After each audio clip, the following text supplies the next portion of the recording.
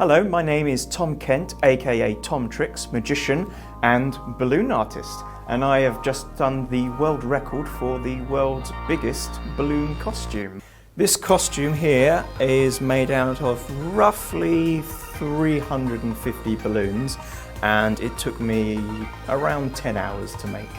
When I make these balloon sculptures like this one here, they usually stand up for a few days. I always draw out a blueprint of how I'm going to design the costume. I research lots of pictures of the character so that I make sure I get all the little details in as well, because when you're doing something like Pikachu, because Pokemon has a massive fan base, there will be people who will be able to point out if you've missed any little detail, if you've not done the red cheeks, or if you're not got the tail. So I always make sure that I get all those little details in.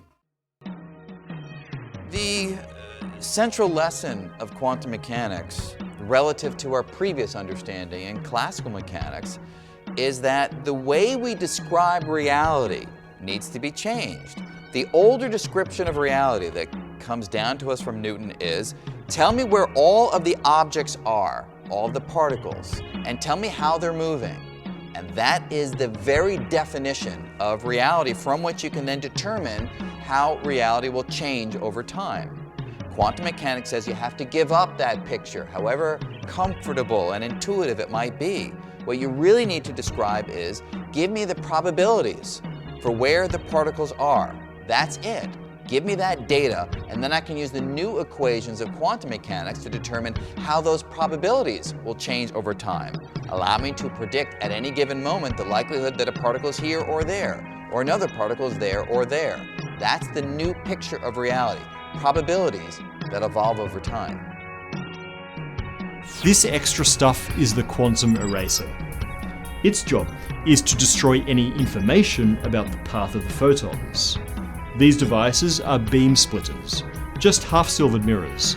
They work by allowing 50% of the photons through while reflecting the other 50%. Now, you have a new possible outcome. Instead of being reflected to detectors A or B, half of the photons end up in detectors C or D. But this clever arrangement ensures that if C or D light up, we have no idea which slit that photon came from.